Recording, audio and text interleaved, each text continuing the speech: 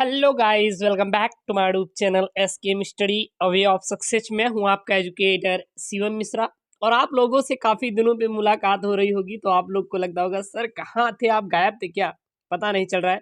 तो देखिए, नीतीश सर को मैंने हैंडओवर कर दिया 2-3 सब्जेक्ट जैसे इंग्लिश और फिजिक्स और केमिस्ट्री। मैंने कहा कि आप संभालिए, बाकी मैं हिंदी बायोलॉजी का ध्यान देता हूँ क्योंकि आपका यही 5 मुख्यतः सब्जेक्ट होते हैं, फिजिक्स केमिस्ट्री बायोलॉजी इंग्लिश और मैथ का भी उन्हें दे दिया है। वो अगर आपको मैथ चाहिए तो मैथ का भी वो सर बीच बीच में लेते आएंगे, टेंशन नहीं लेना है। देखिए, अब आपको मैं 2 चीज़ों की फ्री में, बिल्कुल आपको यूपी बोर्ड की परीक्षा की तैयारी फ्री में, आप सभी से बोल दीजिए कि केवल एसकेएम स्टडी तैयारी कराएगा।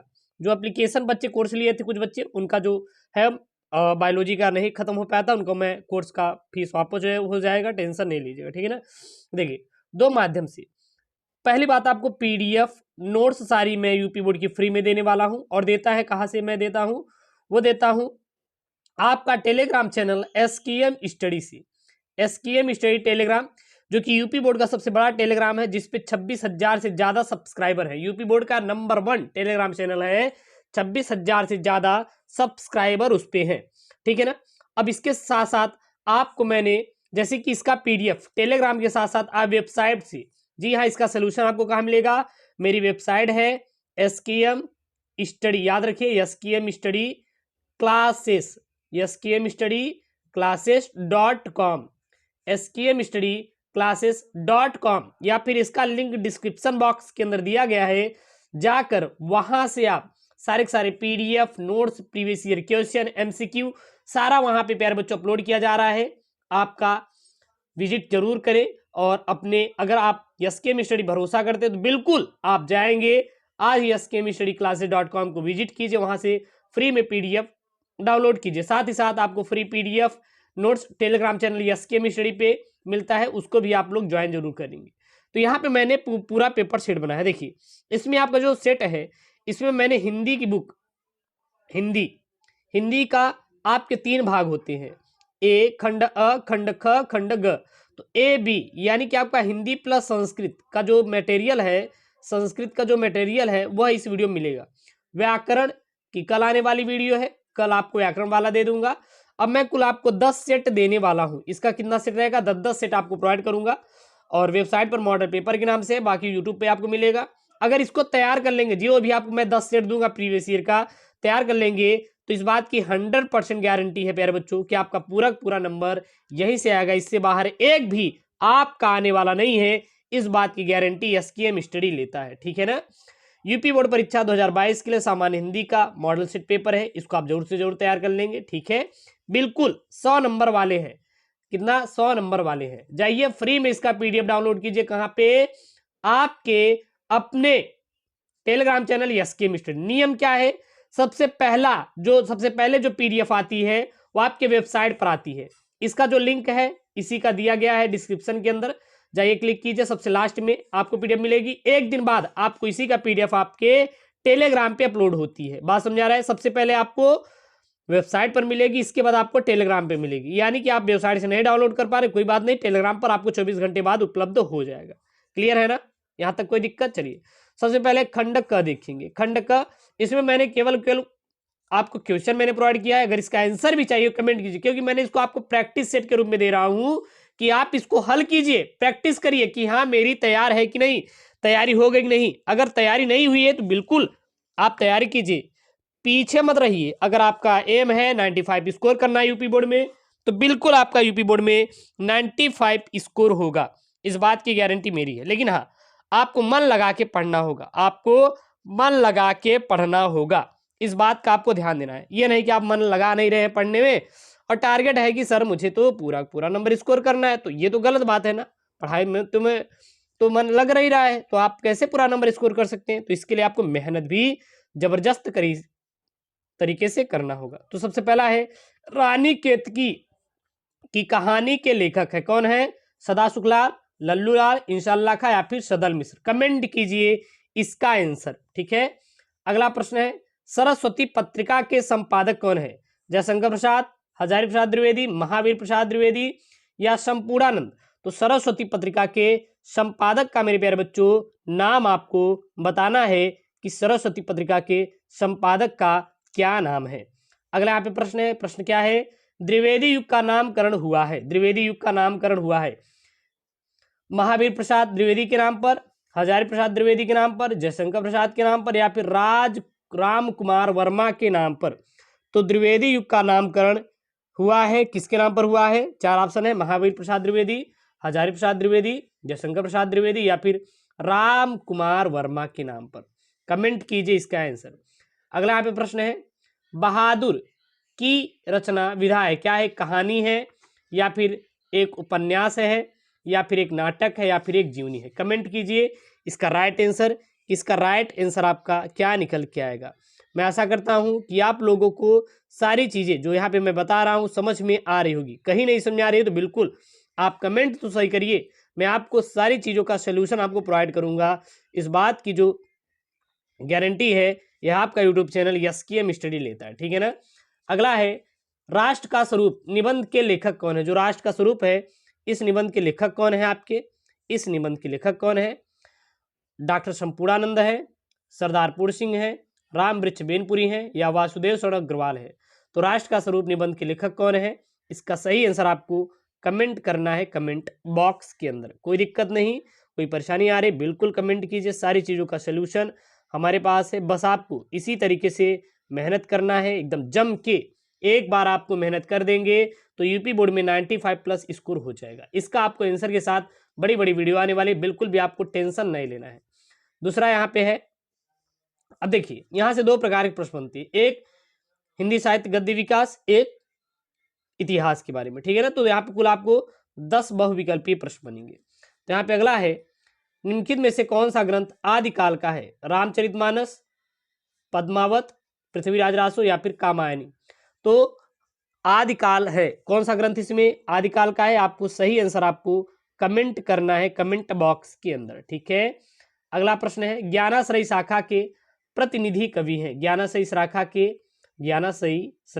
के प्रतिनिधि कवि कौन है? तुलसीदास हैं, सूरदास हैं, नंददास हैं, या फिर कबीरदास हैं। तो ज्ञानाश्रयी शाखा के प्रतिनिधि कवि कौन है? आपको राइट आंसर आपके को कमेंट बॉक्स में डाल देना है कि हाँ सही है, ठीक है ना। इसका जो मैं आपको पेपर दे रहा हूँ ये पूरे 100 नंबर वाले पेपर है, पूरे क्या है 100 अंक वाले पेपर है। आप तैयार कर लीजिएगा। इसका पीडीएफ कहाँ डाउनलोड करेंगे? जाके टेलीग्राम चैनल एसकेएम स्टडी से डाउनलोड करेंगे, या फिर आप अपने वेबसाइट एसकेएम स्टडी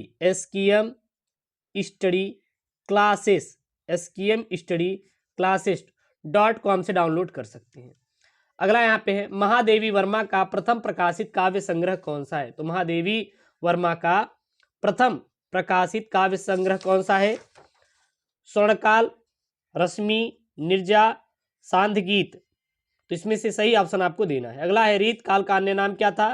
स्वर्णकाल था, उद्भव काल था, या श्रृंगार काल था, या फिर संक्रांति काल था। तो रीत काल का अन्य नाम क्या था? आपको राइट आंसर देना है। अगला प्रश्न है, क्या है? कामायनी महाकाव्य के रचयिता है। कामायनी महाकाव्य के रचयिता कौन है?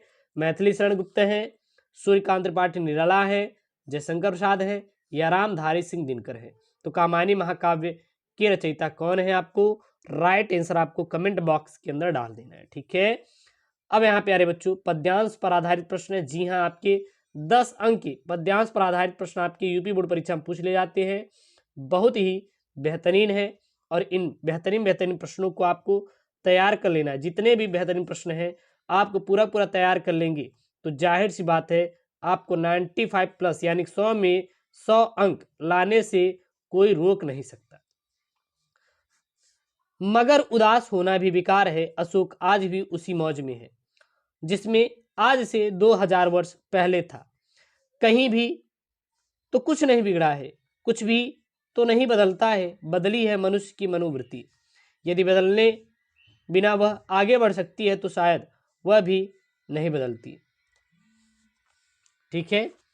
और यदि वह नहीं बदलती और व्यावसायिक संघर्ष आरंभ हो जाता है तो मशीन का रथ घर घर चल पड़ता है। विज्ञान का सावेग धावन चल निकलता है तो बड़ा बुरा होता है।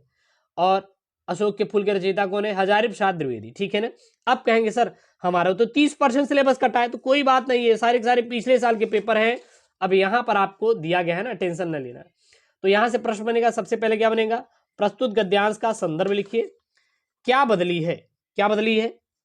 फिर है यहाँ पे अशोक आज भी उसी मौज में है, इससे क्या आशय है, और व्यवसायिक संघर्ष कब आरंभ हो जाता है, रेखांकित अंश की व्याख्या कीजिए, ठीक है, यहाँ पे दिए हैं। अथवा में यहाँ पे दिया रहेगा, या फिर आप वो करिए या फिर ये करिए। यहाँ पे अगला क्या दिया रहेगा? भूमि का निर्माण देवों ने किया है, यह भी क्या है? यह भी आपका है गद्यांश, यह भी क्या है? आपका गद्यांश ही है। आप चाहे जो करिए, चाहे ये वाला कर दीजिएगा, चाहे वो वाला कर दीजिए, दोनों में से आपको एक ही करना है, ठीक है ना।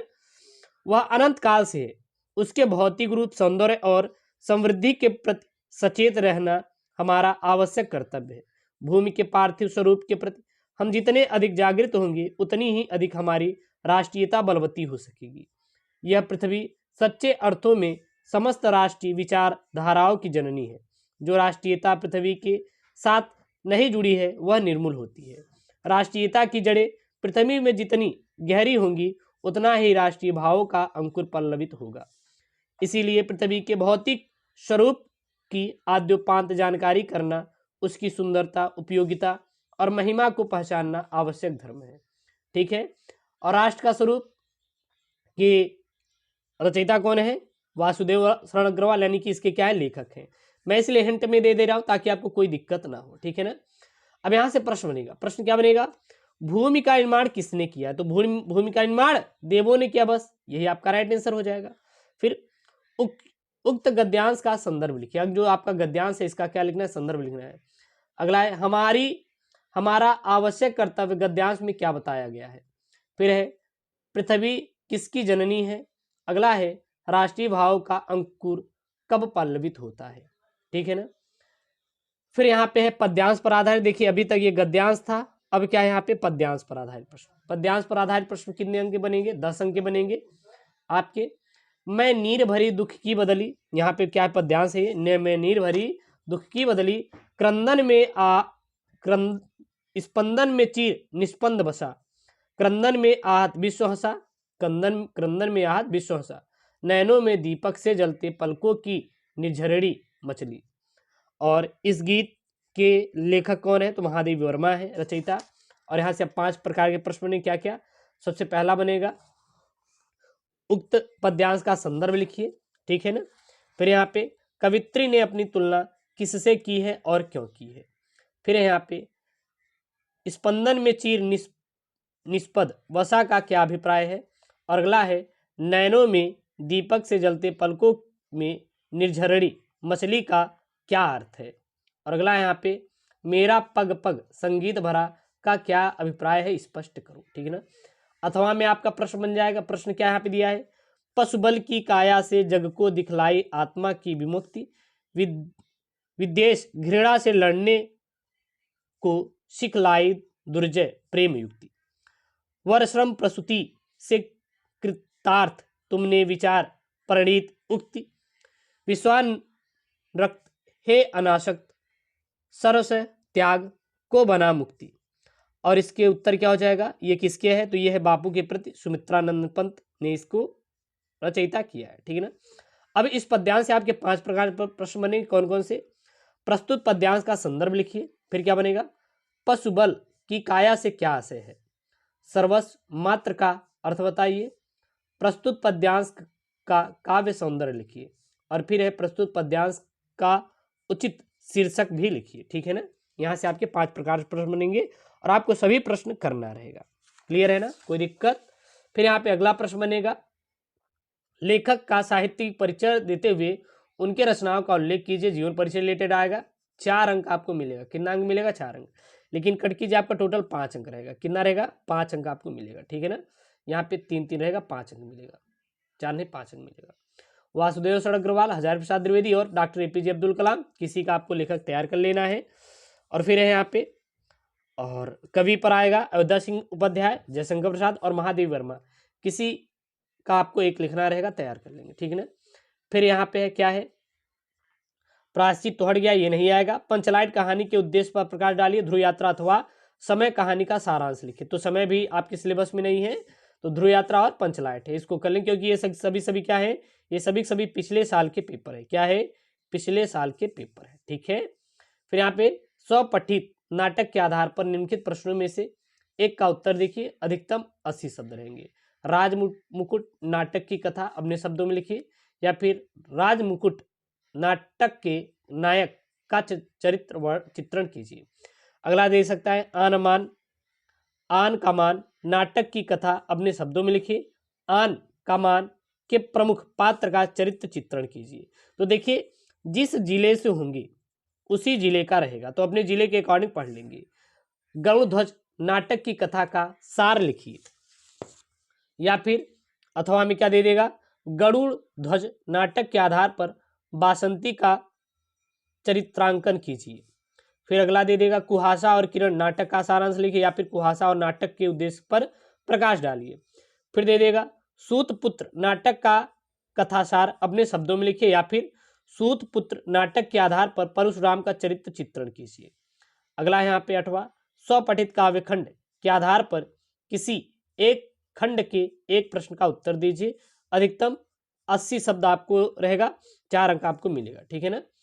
मुक्ति यज्ञ काव्यखंड की कथा वस्तु पर प्रकाश डालिए। मुक्ति यज्ञ काव्यखंड के नाटक का चरित्र चित्रण कीजिए। रश्मि रथी की कथा वस्तु पर प्रकाश डालिए, या फिर रश्मि रथी काव्यखंड के आधार पर कर्ण का चरित्र चित्रण कीजिए।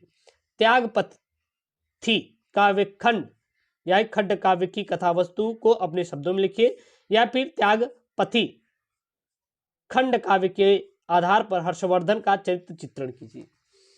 या फिर वहां पे दे सकता है प्रश्न अगला क्या रहेगा, आलोक वृंत खंड काव्य की कथा वस्तु अपने शब्दों में लिखिए। आलोक वृंत का खंड काव्य के आधार पर महात्मा गांधी का चरित्र चित्रण कीजिए। सत्य की जीत खंड काव्य की कथा वस्तु अपने शब्दों में लिखिए, या फिर सत्य की जीत खंड काव्य के आधार पर द्रौपदी का चरित्र चित्रण कीजिए। श्रवण कुमार की अभिशाप सर्ग की कथा वस्तु लिखिए, या फिर श्रवण कुमार खंड काव्य के आधार पर श्रवण कुमार का चरित्र चित्रण कीजिए। अगला रहेगा खंड ख में क्या रहेगा आपका, संस्कृत का प्रश्न रहेगा। क्या रहेगा, संस्कृत का प्रश्न रहेगा। ठीक है ना। अब यहाँ पे संस्कृत वाला है तो इसको आप कर लीजिएगा। यहाँ पे संस्कृत से रिलेटेड यहाँ पे इन्होंने प्रश्न दिया है। प्रश्न क्या दिया है, दिए गए संस्कृत गद्यांशों में से किसी एक का संदर्भ सहित हिंदी में अनुवाद लिखिए, 7 अंक आपको आएगा। तो इसको कर लेंगे, या फिर आप ये कर लीजिएगा, या फिर आप ये कर लीजिएगा। ठीक है ना, दोनों में से कोई एक आपको कर लेना है। अगला यहाँ पे श्लोक यानी कि पद्यांश पर आधारित रहेगा, संदर्भ सहित हिंदी में अनुवाद कीजिए। और यहाँ पे 2 है, या तो इसको कर लीजिएगा या फिर इसको, और दोनों आपको मिल जाएंगे। ठीक है ना, अच्छा अंक मिलेगा। तो ये आपका सेट 1 है, सेट 1 है। सेट 1 का आप कह सकते हैं भाग 1 है।